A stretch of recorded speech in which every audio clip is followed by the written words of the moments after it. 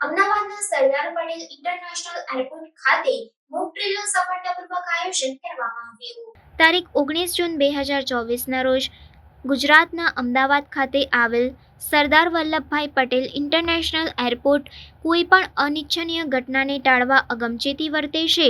બુધવારે જ અગમચેતીને અનુસરતા એક સફળ મોક ડ્રીલનું આયોજન કરવામાં આવ્યું હતું. એરપોર્ટ પર કટોકટીની પરિસ્થિતિને પહોંચી વળવાની કવાયતમાં વિવિધ એજન્સીઓ સહિત 800થી વધુ લોકોએ ભાગ લીધો હતો. આ મોક ડ્રીલનો મુખ્ય હેતુ આપાતકાલીન પરિસ્થિતિઓમાં ઝડપી અને કાર્યક્ષમ પ્રતિસાદની ખાતરી કરવાનો હતો. બુધવારે સવારે 11:30થી બપોરે 1:30 વાગ્યા સુધી હાથ ધરવામાં આવેલી મોક ડ્રીલમાં શહેર પોલીસ, ફાયર બ્રિગેડ, એનડીઆરએફ ટીમો, સીઆઈએસએફના કર્મચારીઓ, એરલાઇનના પ્રતિનિધિઓ, શહેરની હોસ્પિટલ, રેડક્રોસ અધિકારીઓ અને અન્ય કેન્દ્ર સરકારની એજન્સીઓ સહિત 800થી વધુ સહભાગીઓ જોડાયા હતા. વિમાન અકસ્માતના સંજોગોમાં સર્જાતી પરિસ્થિતિઓને પહોંચી વળવા આ મોક ડ્રીલનું ઝીણવટપૂર્વક આયોજન કરવામાં આવ્યું હતું. મોક ડ્રીલમાં એરપોર્ટના ઇમરજન્સી રિસ્પોન્સ પ્રોટોકોલ્સ અને સહભાગી એજન્સીઓના સંકલનનું સફળતાપૂર્વક મૂલ્યાંકન કરવામાં આવ્યું હતું.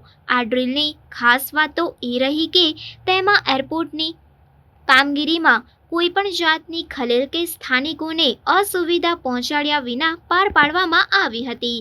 સરદાર વલ્લભભાઈ પટેલ ઇન્ટરનેશનલ એરપોર્ટ મુસાફરોની સુરક્ષાને સર્વોચ્ચ પ્રાથમિકતા આપે છે. આ વ્યાપક મોક ડ્રીલ દરેક માટે સલામત અને સુરક્ષિત મુસાફરીનો અનુભવ પ્રદાન કરવાની એરપોર્ટની પ્રતિબદ્ધતાને વધુ મજબૂત બનાવે છે.